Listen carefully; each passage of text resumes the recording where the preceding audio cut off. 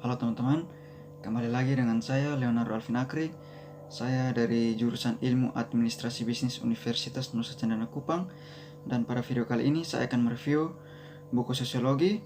Jadi buku yang saya review ini dengan judul Introduction to Sociology, dalam terjemahnya yang berarti pengantar sosiologi, yang ditulis oleh Rice University.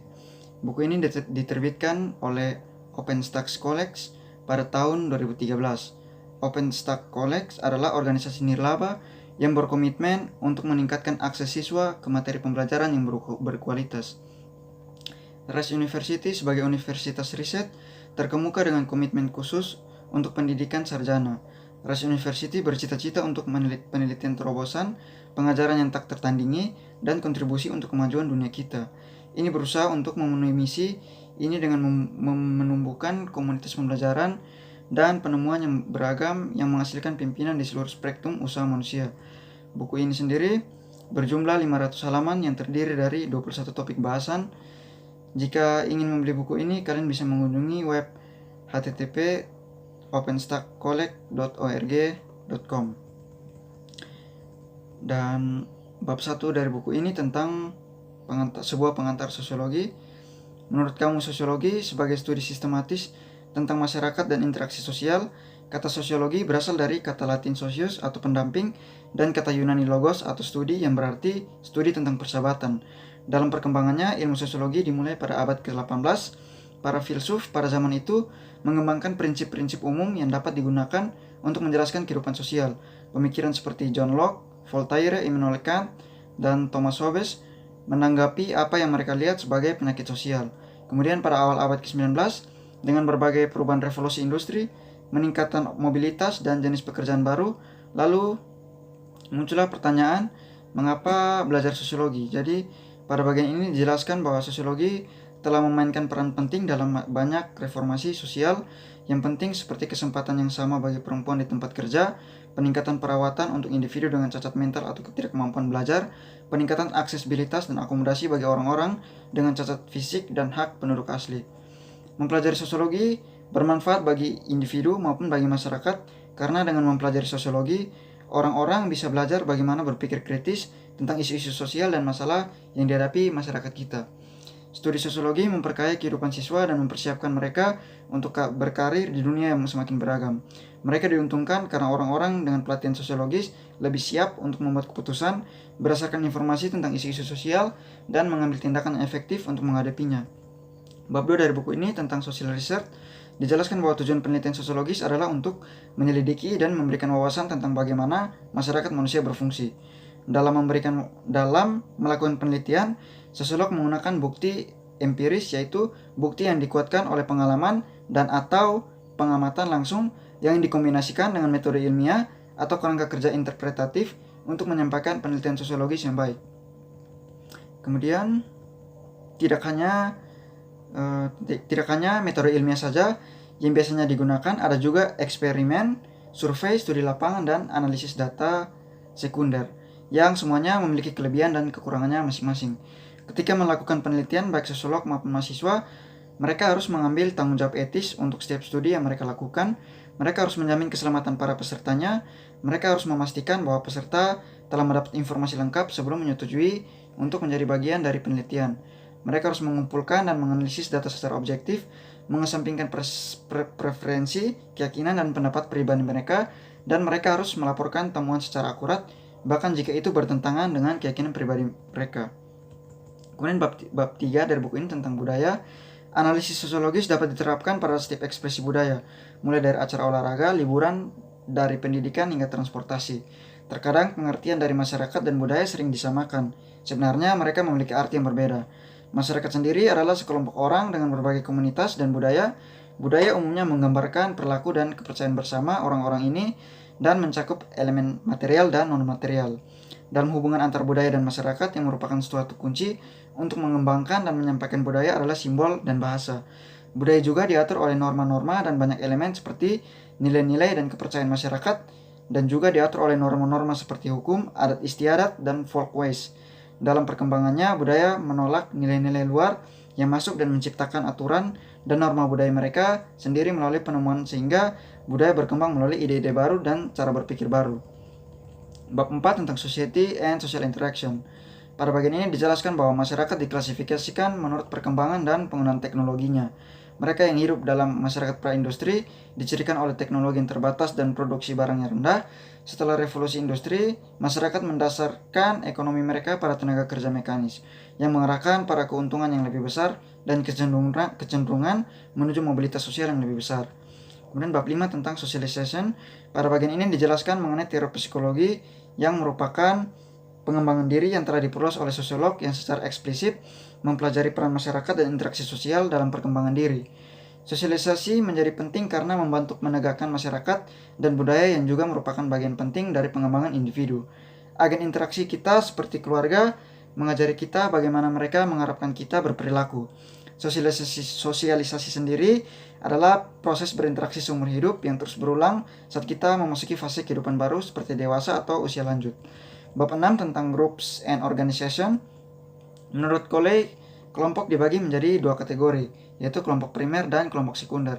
Menurutnya kelompok primer paling berpengaruh dalam hidup kita karena dapat memberikan dampak paling besar pada sosialisasi kita. Misalnya keluarga. Kelompok sekunder seringkali lebih besar dan impersonal. Contohnya ruang kelas atau kantor dapat menjadi contoh dari kelompok sekuler. Ukuran dan dinamika kelompok sangat mempengaruhi bagaimana anggota bertindak. Kelompok primer jarang memiliki pemimpin formal, meskipun bisa ada kepemimpinan informal. Dalam kelompok sekunder ada dua jenis fungsi kepemimpinan, dengan pemimpin ekspresif berfokus pada kesehatan dan kesejahteraan emosional, dan pemimpin instrumental lebih fokus pada hasil.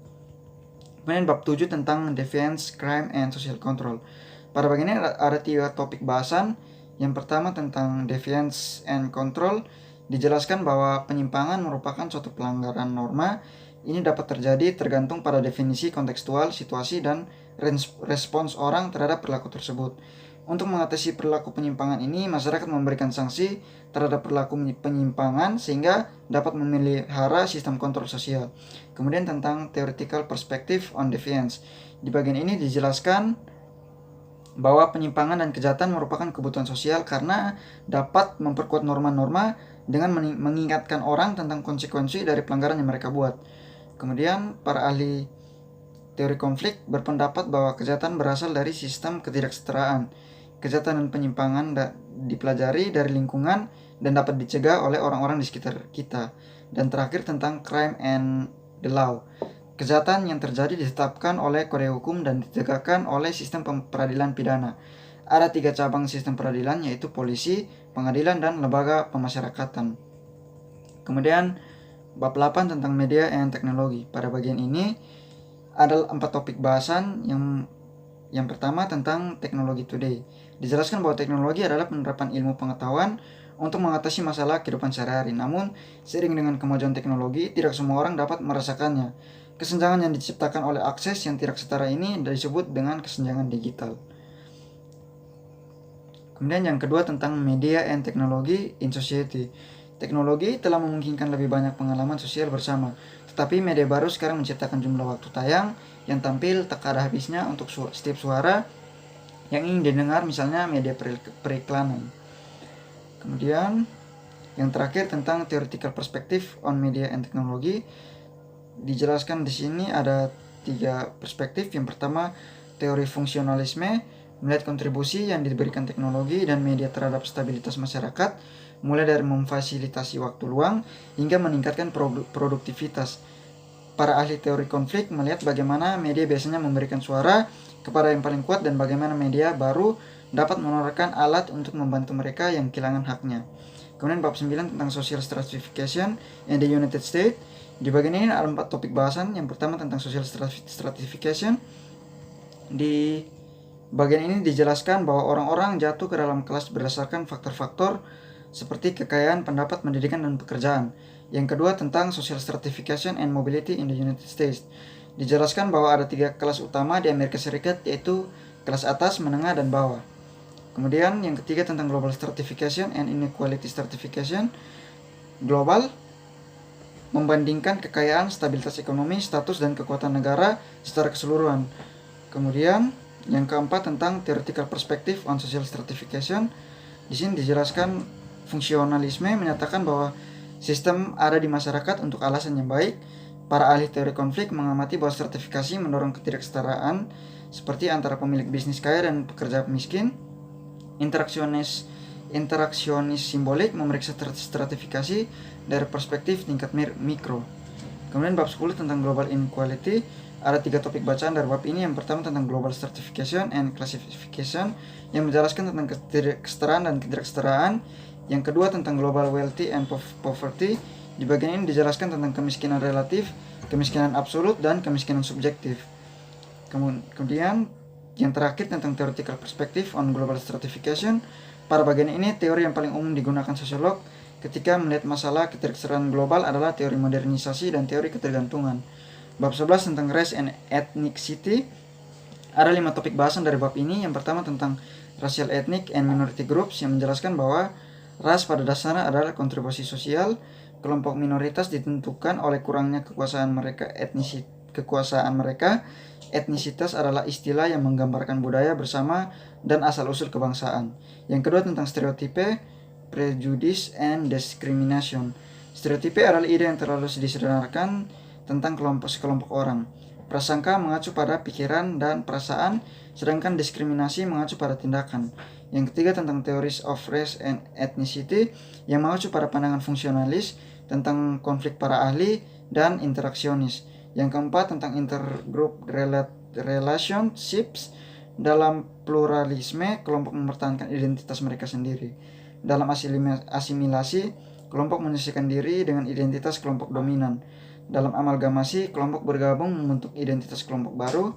Yang kelima tentang race and ethnicity in the United States. Sebagian besar kelompok telah mengalami berbagai tingkat prasangka dan diskriminasi karena telah melalui proses asimilasi. Ini disebabkan karena gelombang imigran selama 500 tahun terakhir. Bab 12 tentang gender, sex, and sexuality. Pada bagian ini ada 3 topik bahasan. Yang pertama tentang difference between sex and gender. Dijelaskan bahwa jenis kelamin menunjukkan karakteristik biologis yang membedakan laki-laki dan perempuan, sedangkan gender menunjukkan karakteristik sosial dan budaya maskulin dan perilaku feminim. Yang kedua tentang gender merupakan pemahaman dan peran ini melalui sosialisasi melalui 4 agen utama, yaitu keluarga, pendidikan, kelompok sebaya, dan media massa. Kemudian yang ketiga tentang sex and sexuality. Ketika mempelajari seks dan seksualitas, para sosiolog menyesuaikan perhatian pada mereka pada sikap dan praktik seksual, bukan pada fisiologi atau anatomi misalnya. Misalnya Amerika Serikat cenderung cukup konservatif dalam sikap seksualnya. Kemudian bab 13 tentang aging and the elderly. Pada bab ini ada 4 topik bacaan. Yang pertama tentang who are the elderly and aging in the society. Dijelaskan studi global tentang penuaan mengungkapkan perbedaan dalam harapan hidup antara negara inti dan perifer serta perbedaan dalam kesiapan negara untuk tantangan peningkatan populasi lansia. Yang kedua tentang the process of aging. Penuaan merupakan suatu proses yang terjadi pada diri manusia baik dari sisi biologis, sosial maupun psikologis. Yang ketiga tentang challenge facing the elderly. Pada saat memasuki usia lanjutan, beberapa orang tua menjadi lemah secara fisik. Oleh karena itu mereka bergantung pada pengasuh yang meningkatkan risiko pelecehan orang tua. Yang keempat tentang theoretical perspective on aging. Seperti biasanya dalam menjelaskan bagian ini, penulis menggunakan 3 perspektif sosiologis, yaitu teori fungsionalis yang berfokus pada peran orang tua dalam kaitannya dengan fungsi masyarakat secara keseluruhan. Teori konflik berkonsentrasi pada bagaimana para tetua sebagai sebuah kelompok bertentangan dengan kelompok lain dalam masyarakat, dan teori dalam teori perspektif interaksionis simbolik berfokus pada bagaimana identitas orang tua diciptakan melalui interaksi mereka. Bab 14 dari buku ini tentang marriage and family. Pada bab ini ada 3 topik bacaan. Yang pertama tentang what is marriage, what is family. Di dalam sosiologi, mereka memandang pernikahan dan keluarga sebagai institusi sosial yang membantu menciptakan unit dasar struktur sosial. Keluarga dan pernikahan seperti institusi lain yang beradaptasi dengan perubahan sosial. Dan 2 bab lainnya tentang variation in family life and challenge families face. Kemudian bab 15 tentang religion. Pada bab ini ada 3 topik bacaan. Yang pertama tentang the sociological approach to religion. Dijelaskan bahwa agama adalah institusi sosial karena di dalamnya terkandung kepercayaan dan praktik yang melayani kebutuhan masyarakat. Di bagian ini juga dijelaskan tentang fungsionalisme, teori konflik, dan interaksionisme yang memberikan cara bagi sosiolog untuk memahami agama. Kemudian yang kedua tentang world religion. Di bagian ini dijelaskan beberapa agama besar dan tertua di dunia seperti Hindu, Buddha, Konfusianisme, Taoisme, Yudaisme, Islam, dan Kristen. Yang ketiga tentang religion in the United States. Di bagian ini dijelaskan bahwa prinsip Kristen dengan aktivisme politik digabungkan untuk mengatasi ketidakadilan sosial, diskriminasi, dan kemiskinan. Bab 16 tentang education. Pada bab ini ada 3 topik bacaan. Yang pertama tentang education around the world. Dijelaskan bahwa pendidikan terjadi melalui sistem formal dan informal, dan sistem pendidikan yang ada di seluruh dunia memiliki banyak perbedaan. Namun ada faktor-faktor yang sama seperti sumber daya dan uang yang sangat mempengaruhi pada setiap sistem pendidikan. Yang kedua tentang theoretical perspective on education. Seperti biasanya di bagian ini dijelaskan mengenai fungsionalis yang melihat pendidikan sebagai kebutuhan masyarakat untuk mempersiapkan siswanya untuk peran selanjutnya. Para ahli teori konflik melihat sekolah sebagai sarana untuk melanggengkan kesetaraan kelas, ras, etnis, dan gender. Teori interaksionisme simbolik berfokus pada pendidikan sebagai sarana untuk melebihi individu. Yang ketiga tentang isu in education. Pendidikan yang beragam saat ini menjadikan status sosial, ekonomi, dan keragaman menjadi inti masalah dalam pendidikan. Masalah pendidikan lain yang berdampak pada masyarakat seperti homeschooling. Bab 17 tentang government and politik. Ada 4 topik bacaan dari bab ini. Yang pertama tentang power and authority, yang menjelaskan bahwa kekuasaan adalah kemampuan etnisitas atau individu untuk mengendalikan atau memengaruhi orang lain. Yang kedua tentang forms of government. Di bagian ini dijelaskan bahwa kita diatur oleh sistem politik yang berbeda seperti monarki, oligarki, kediktatoran, dan demokrasi. Yang ketiga tentang politik in the United States. Suatu keberhasilan dan validitas demokrasi Amerika bergantung pada pemilihan umum yang bebas dan adil yang dicirikan oleh dukungan dan partisipasi warga negara yang beragam. Yang keempat tentang theoretical perspective of government and power. Seperti biasanya pada bagian ini dijelaskan tentang fungsionalisme yang merupakan pemikiran dari Durkheim yang menunjukkan bahwa kekuatan dan struktur masyarakat didasarkan pada kerjasama, saling ketergantungan, dan tujuan atau nilai bersama. Teori konflik yang berakar pada Marxisme menegaskan bahwa struktur masyarakat adalah hasil dari kelompok-kelompok sosial yang bersaingan untuk kekayaan dan pengaruh. Interaksionis simbolik meneliti ranah kepentingan sosiologis yang lebih kecil seperti persepsi individu tentang simbol kekuasaan dan reaksi mereka selanjutnya terhadap interaksi tatap muka ranah politik. Bab 18 tentang work and economy. Pada bagian ini terdiri dari 3 bab. Yang pertama tentang ekonomi sistem. Dijelaskan ada 2 sistem ekonomi, yaitu sistem di bawah kapitalisme, di mana pemilik swasta menginvestasikan modal mereka dan orang lain menghasilkan barang dan jasa yang dapat mereka jual di pasar terbuka. Di bawah sosialisme, alat-alat produksi dimiliki secara umum dan ekonomi dikendalikan secara terpusat oleh pemerintah. Kemudian pada topik work in the United States dijelaskan bahwa perubahan ekonomi telah memaksa lebih banyak orang jatuh miskin, bahkan jika mereka bekerja, kesejahteraan, jaminan sosial, dan program sosial lainnya ada untuk melindungi orang dari dampak terpuruk kemiskinan itu. Kemudian bab 19 tentang health and medicine yang terdiri dari 5 topik bacaan. Yang pertama tentang the social construction of health. Dijelaskan bahwa konstruksi sosial kesehatan menjelaskan bagaimana masyarakat membentuk dan dibentuk oleh ide-ide medis. Yang kedua tentang global health. Dijelaskan bahwa masalah kesehatan seperti penyakit jantung, diabetes, dan gangguan muskuloskeletal biasanya terjadi di negara-negara berpenghasilan tinggi. Sedangkan negara-negara berpenghasilan rendah lebih mungkin menghadapi penyakit menular, tingkat kematian bayi yang tinggi, tenaga medis yang langka, sistem air dan sanitasi yang tidak memadai. Yang ketiga tentang health in the United States. Dijelaskan bahwa dibandingkan dengan negara-negara kurang berkembang, Amerika masih menghadapi masalah kesehatan seperti relevansi obesitas dan diabetes, dan juga mereka dari kelompok ras dan etnis, status sosial, ekonomi, dan gender mengalami tingkat perawatan kesehatan yang lebih rendah. Berikutnya membahas tentang comparative health and medicine.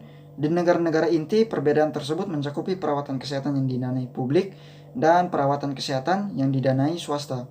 Kemudian pada topik theoretical perspective on health and medicine dijelaskan tentang perspektif fungsionalis, perspektif konflik, dan perspektif interaksionis simbolik.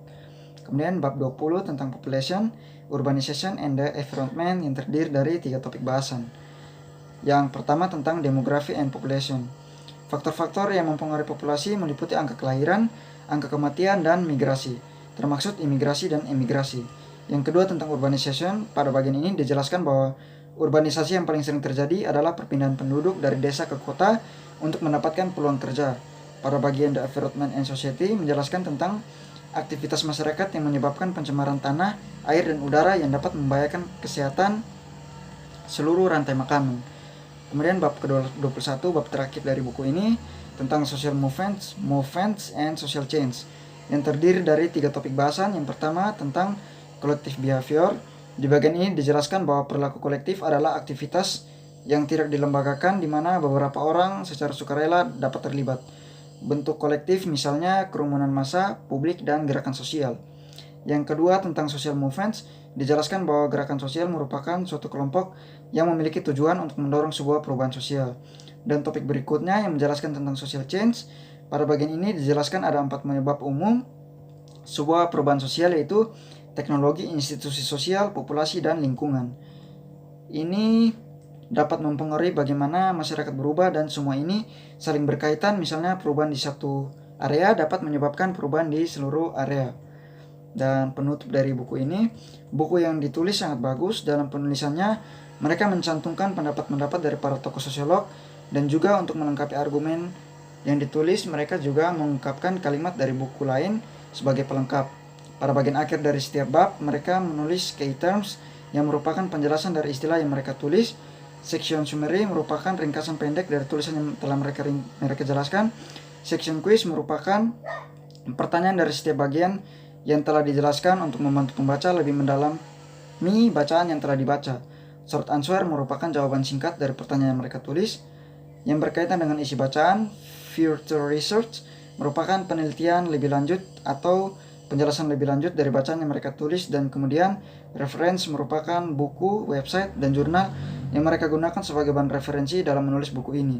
Dengan membaca buku ini secara keseluruhan, pembaca jadi lebih mendalami pengetahuan tentang sosiologi, terutama untuk pemula yang baru mau belajar sosiologi. Saya rasa apa yang mereka tuangkan dalam buku ini sudah sesuai dengan judul buku ini. Buku ini sendiri yaitu pengantar sosiologi yang menjelaskan hal-hal yang berkaitan dengan dunia sosiologi. Oke teman-teman, kiranya sampai di sini saja review buku sosiologi kali ini. Jika ada kesalahan kata dalam pengucapan kata maupun kalimat, mohon dikritik agar kedepannya saya bisa membawakan materi sesuai dengan harapan penonton. Hanya itu saja, saya Alvin, sekian dan terima kasih.